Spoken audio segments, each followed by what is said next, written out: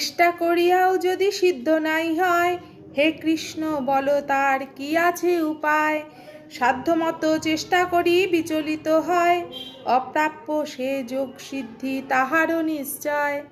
আজকে আমরা এই শ্লোকটাই পড়ব, যেখানে ভগবান তাকে অর্জুনকে জ্ঞান দেওয়ার পর অর্জুন আবার প্রশ্ন করছেন। আজকে আমরা অভ্যাস যোগের ৩৭ নম্বর শ্লোক থেকে পাঠ করব।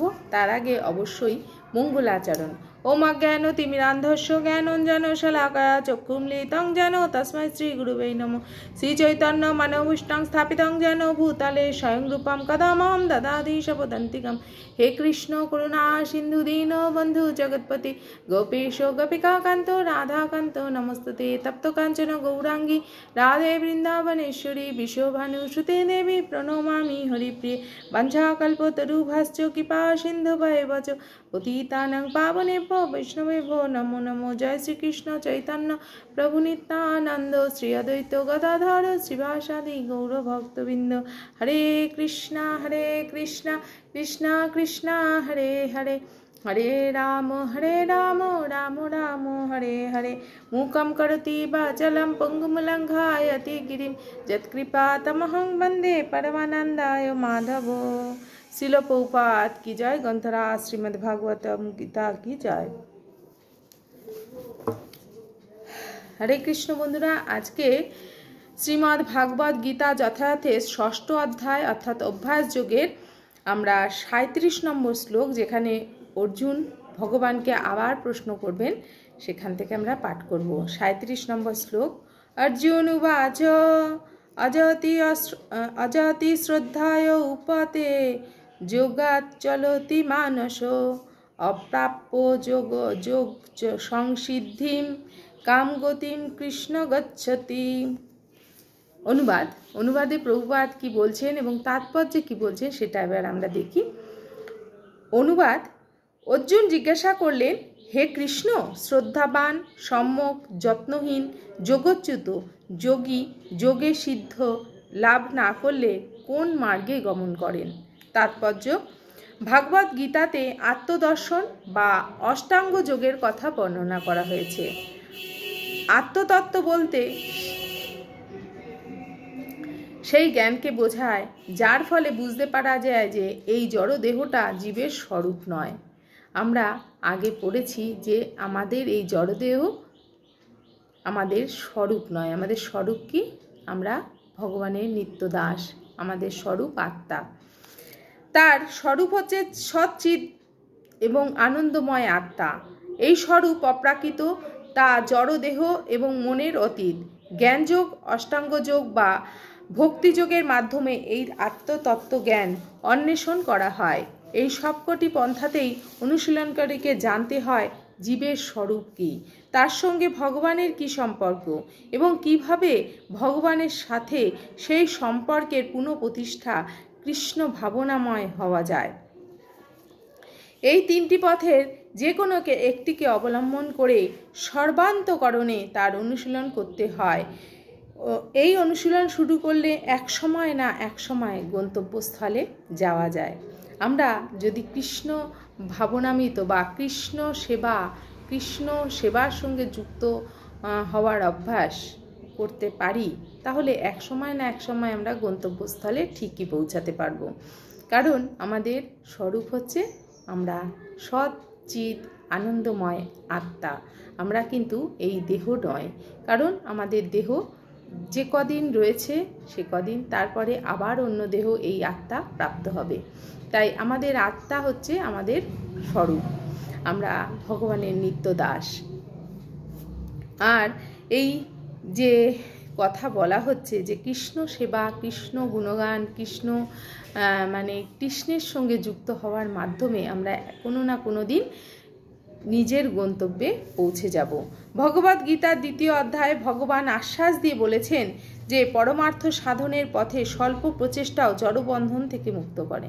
আমরা ২য় অধ্যায়ে সেটা দেখেছি যে ভগবান বলছেন একটুখানি চেষ্টা করলেই আমি তোমাকে টেনে সেই জায়গায় নিয়ে যাব, কিন্তু সেই জড়বন্ধন থেকে তুমি মুক্ত হতে পারবে একটুখানি চেষ্টা করলেই। এবং মহাভয়ের থেকে ত্রাণ করে।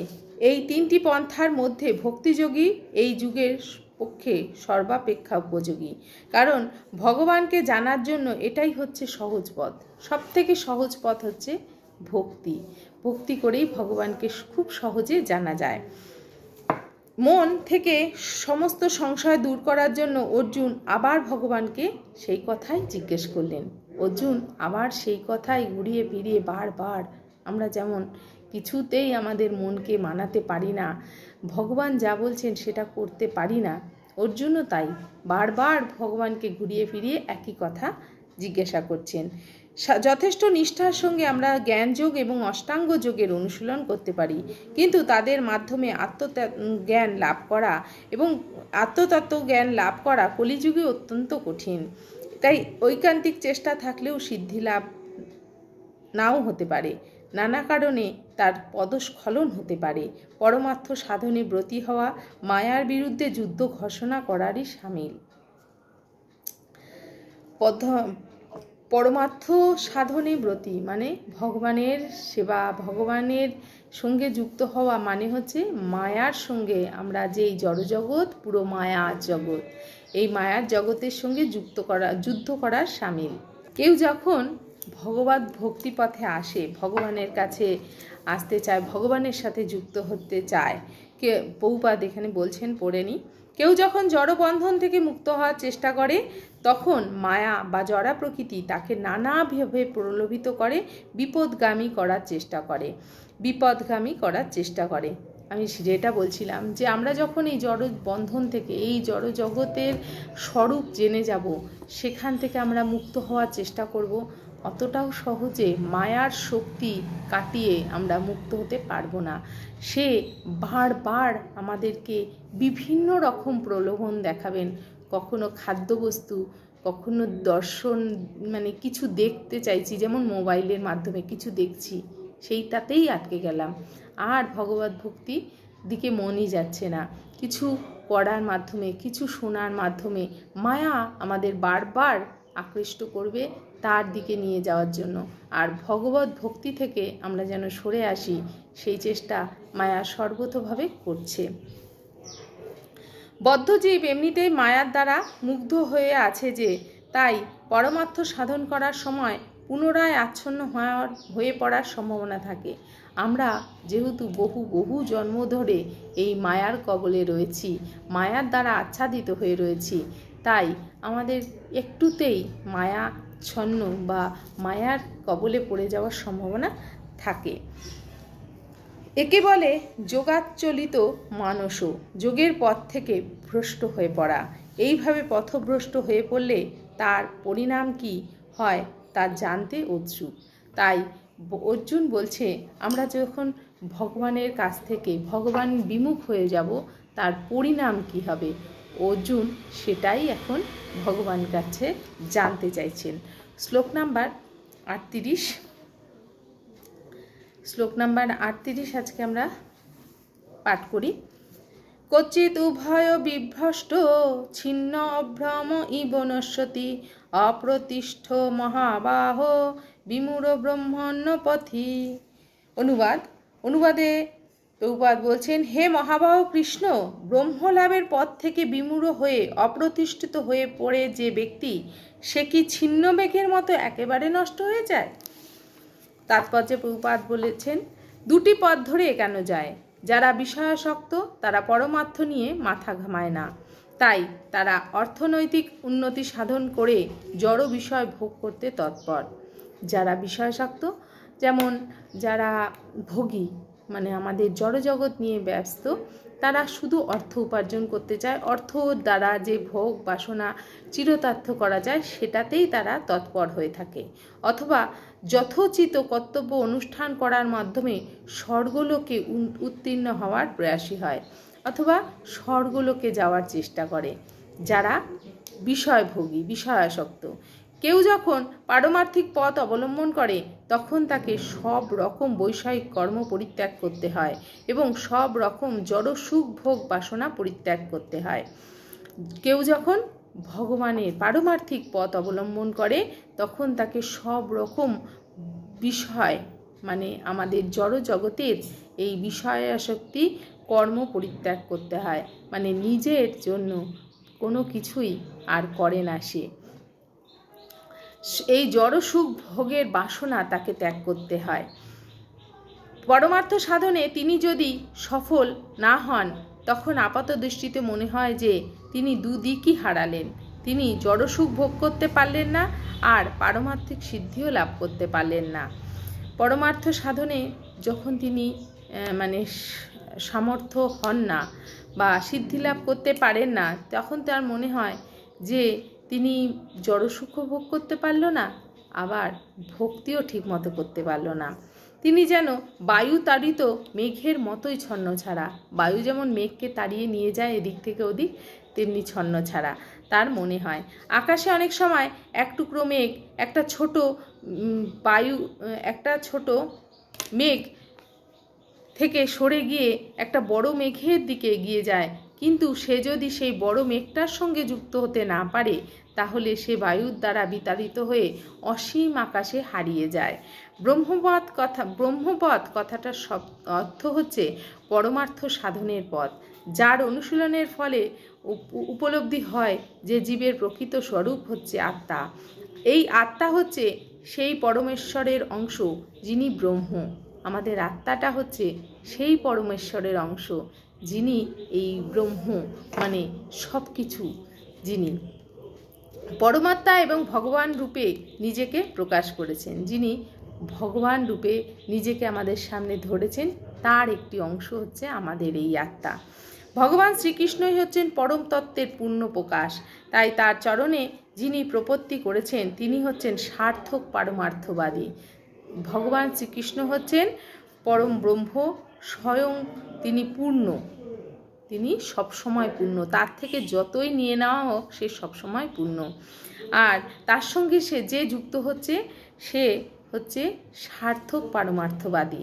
ব্রহ্ম এবং পরমাত্মা উপলব্ধির মাধ্যমে জীবনের পরম উদ্দেশ্যে পৌঁছানো অত্যন্ত কঠিন।